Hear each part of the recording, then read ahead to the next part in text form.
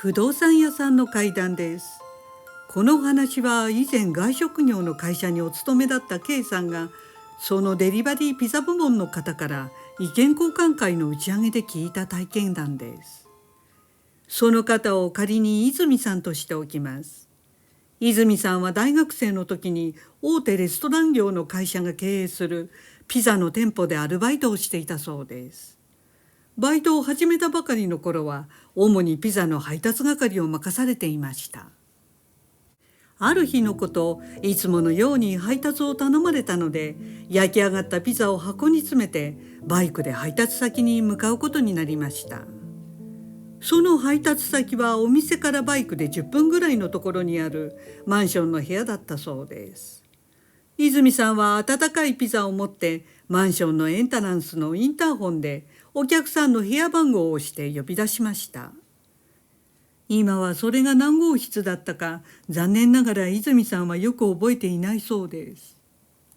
さて少し待っても先方からは何の応答もなかったのでもう一回押してみましたが、それでも応答がなく、その後何回か押し続けてみました。結局お客さんは出なかったので、泉さんはひょっとして行き違いでお客さんは外出したのかなと思いました。そこで泉さんはお店に電話を入れて配達先が不在のようだと説明し、お客さんの携帯にかけて確認してくれますかと伝えました。すると数分後に店長から折り返しの電話がかかってきました。泉さんはどうでしたかと聞くと、店長は泉くん悪いけどもう帰ってきてと言われたそうです。そこで何があったんですかと尋ねると、それがね、お客さんに電話かけたんだけど、この番号は現在使われておりませんっていうアナウンスが流れたんだよ。だからお店の従業員にこのオーダー誰が取ったのって聞いたんだけど、誰も取ってないって言うんだよ。でもオーダーの紙が出てるからそんなことはありえないんだよねというのでした。泉さんも妙だなと思っていると、マンションのエントランスに若い女性2人組がいることに気がつきました。どうやらその女性たちはマンションの住人のようで、泉さんが店長とやり取りしているのを聞いていたようでした。そしてこそこそと泉さんの方を見て何か話していました。泉さんが女性の一人と目が合うと、その女性が話しかけてきたそうです。それって〇〇号室の宅配ですかというので、泉さんはお客さん本人かと思い、そうなんです。〇〇号室の方ですかと聞くと、いいえ、同じフロアのものだけど、その部屋の方今いませんよ。というので、あ、お出かけされてるんですかと尋ねました。すると、違う違う、そもそも〇〇号室は誰も住んでいないんですよ。空き室なんです。というのでした。泉さんが訳がわからないという顔をしていると、前にもね、お兄さんみたいな宅配の人がずっとインターホンをしてるの見たのよね。多分いたずらされたんですよ。と女性は教えてくれました。泉さんは驚きましたが仕方がないので、店長に連絡して事の次第を説明し、お店に戻ったそうです。そして行き場のないピザはアルバイトの仲間と食べたということでした。さて、その後泉さんはそのデリバリーピザの会社に就職し、バイトで働いていた店舗で正社員としてそのまま働くことになりました。そしてその店舗で3年働いた後に都内の別の店舗の店長を任されたそうです。ある日、その新しい店舗で泉さんはアルバイトの新人の武田くんという子に仕事を教えていました。そしてまず武田くんにはピザの配達を任せたそうです。泉さんは焼き上がったピザを箱に詰めて武田くんに渡して、武田くん安全運転でお願いしますと声をかけ、バイクで配達に向かってもらいました。そのうちお店は注文のピークに入り、忙しくバタバタしていたそうです。すると泉さんは武田くんが配達に出てかれこれ1時間は経過していることに気がつきました。おかしいな、道に迷うわけないしな。そう思い泉さんは武田くんの携帯に電話をしてみたそうです。すると電源を切っているか電波の届かないエリアにいますという例のガイダンスが聞こえてきました。一体どこに行っているんだと泉さんは少し心配になり、すぐオーダーの内容を確認してみました。するとそのオーダーは泉さんの店舗がカバーするエリアの外から来ていたことが分かりました。本来エリア外からの注文が入った時はその最寄りの店舗に宅配を転送するシステムでしたが、なぜか泉さんの店舗が受けてしまいました。そこで泉さんは「ごめん、このオーダー取ったの誰？エリア外のオーダーなんだけど」と聞いてみたそうです。でも誰もそのオーダーを取った覚えがありませんでした。泉さんはそんなわけがないと思いながらもどうすることもできないので、泉さん自身でこのオーダーの住所に行ってみることにしました。車のカーナビに住所を打ち込んで気がついたのは、そこは片道1時間近くかかるところでした。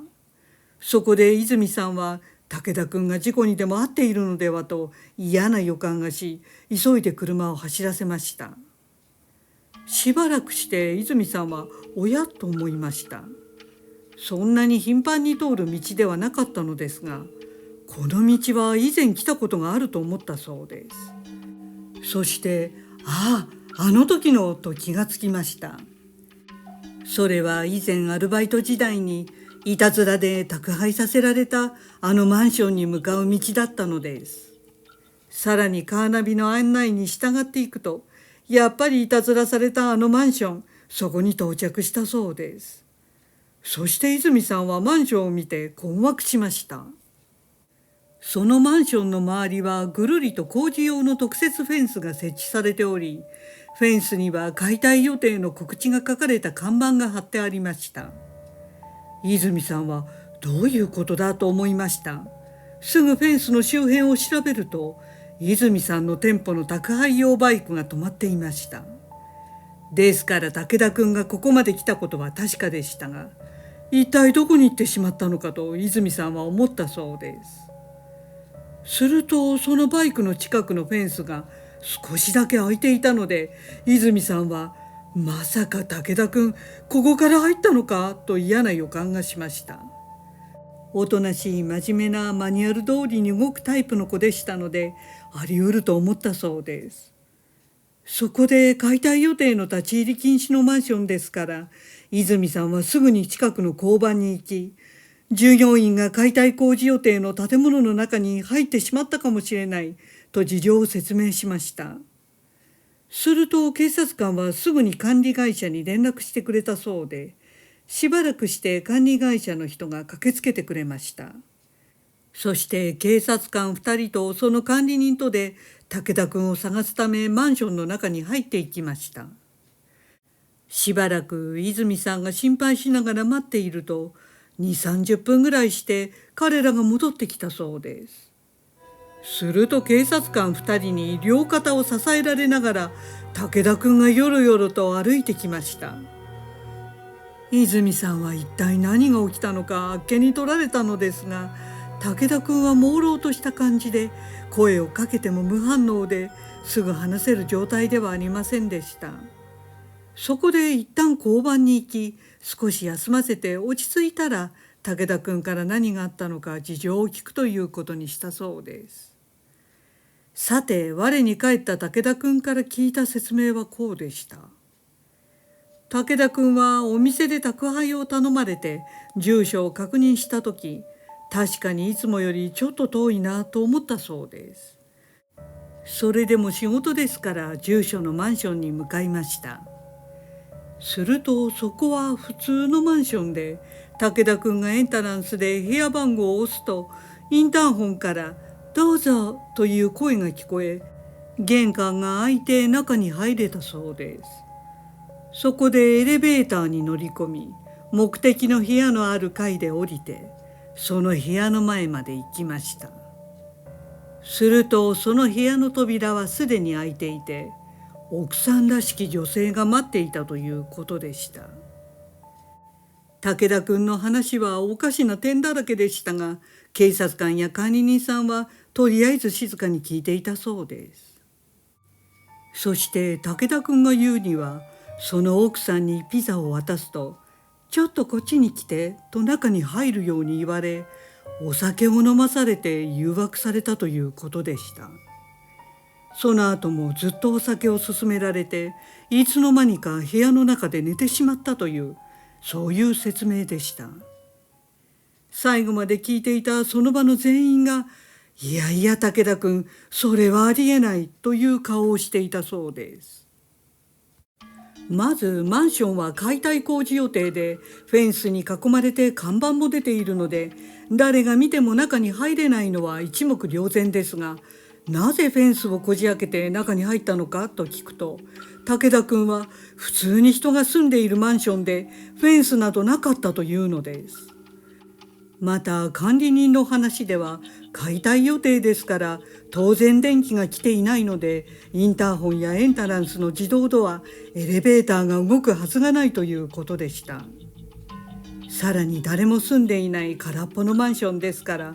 奥さんだろうが誰であろうが人がいる部屋などないということ。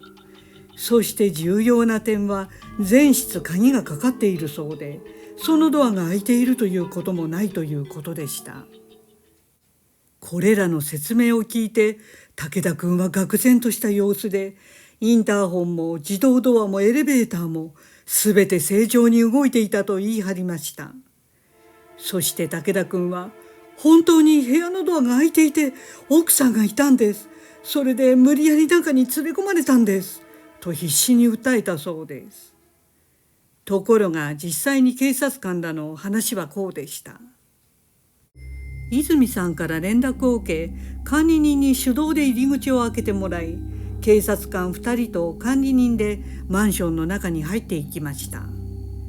電気が来ていませんから階段を使って配達先の部屋のある階に登っていくと、その部屋の前にピザの箱がポンと置いてあったそうです。そこで管理人が鍵でその部屋を開けてみると、部屋の真ん中で裸の武田君が寝ていたのです。そこで武田君を起こして服を着せ、ふらふらしている彼を抱えて出てきたということでした。武田君の話が警察官たちの話と噛み合わないことだらけで、全員訳が分からず困惑していました。武田君は部屋でお酒を飲まされ、それで酩酊していたのでフラフラだったというのですが、部屋にはどこにもお酒などなく、呼気を調べるとアルコール反応もありませんでした。つまり武田君はお酒など一滴も飲んでいなかったのです。一通りの話が終わった時でした。泉さんはふと気になり、そのピザを注文した部屋の住人の名前が分かっていたので、管理人さんに聞いてみたそうです。T さんって名前に心当たりありますか？するとその名前を聞いた管理人さんは一瞬はっと表情が変わり、数秒間何かを考えてから、いや、知らないですねと答えたというのです。その反応が泉さんには不自然に感じ、ひょっとして何か知っているのではと思いました。結局武田君は不法侵入にはなりますが、管理会社の計らいで取り壊すマンションですから、今後二度と同じことをしないと約束してくれるなら不問にしますということで一件落着したそうです。泉さんはバイクは後で取りに来ることにして、武田君を車に乗せてお店に戻ることにしました。その車中でも武田君は泉さんに、店長信じてください。本当に普通にマンションに入れたんです。奥さんもいたんですと繰り返していたそうです。泉さんは分かった分かったと返事をしましたが、まるで異次元に迷い込んだような話でずっと理解できずにいました。さてそれからでした。武田君はお店に出勤してくれましたが、おかしな行動をすることがちらほら出てきたそうです。しきりに頭をかきむしったり、テーブルに座って話をしていると膝で机を蹴り上げて周りをびっくりさせたり、ブツブツ独り言をつぶやいたりしていました。大学が同じのバイトの子たちの話では、彼のおかしな行動には全く心当たりがないということでした。そんな中、武田君はバイトを時々無断欠勤するようになり、泉さんがいよいよ心配していると、ついにお店に出てくることがなくなってしまいました。連絡しても武田君は電話に出ず、結局泉さんは上司と相談し、武田君を退職処分にすることにしたそうです。泉さんは少し残念でしたが、確認のため武田君のロッカーを開けてみたそうです。すると泉さんはゾッとしました。武田君のロッカーの中のすべての面が細かい字のいろんな殴り書きで埋め尽くされており、おおむね奥さん好きです、会いたいなどという内容でした。それを見て泉さんは、ああこれは無理だなと思い、武田君が手に負えない状態なことを知らせるため、緊急連絡先の彼の実家に電話を入れてみました。するとどうやら武田君は実家に帰っていたようでした。そして泉さんは武田君のお母さんとじっくり話をすることができたそうです。お母さんの話では、バイト先と同様に武田君は借りていたアパートでもおかしな行動をするようになり、叫んだり暴れたりトラブルを起こして強制退去になって実家に戻されたということでした。今現在は地元の精神科の病院に入院しているということで、ああそうなってしまったかと泉さんは思わずため息が出たそうです。そしてお母さんは泉さんに、店長さん、私たちは息子がおかしくなってしまってからしか見ていないのですが、そちらにいる時に息子に何があったかご存知ですかと聞いてきたので、泉さんは分かりませんとしか答えられませんでした。泉さんは武田君が解体予定のマンションに行ったことが原因でおかしくなったと思っていましたが、それを真剣に悩んでいるお母さんに話すことはできませんでした。そして管理人さんに T さんという名前を挙げた時に、管理人さんが何かをごまかしたような反応をした気持ちが分かったそうです。今の泉さんと同じで、事実を知っているけれども、それを話したところで信じてもらえないから口を閉ざすのが一番だと判断したのです。またよくよく考えたら、泉さんもバイト時代にマンションに呼び出されていたことになります。もし武田君の向かった部屋が自分が以前いたずらをされた部屋で、自分もその部屋まで行っていたらどうなっていたのだろうとふと思うそうです。ご視聴ありがとうございました。よろしければチャンネル登録といいねボタンをお願いします。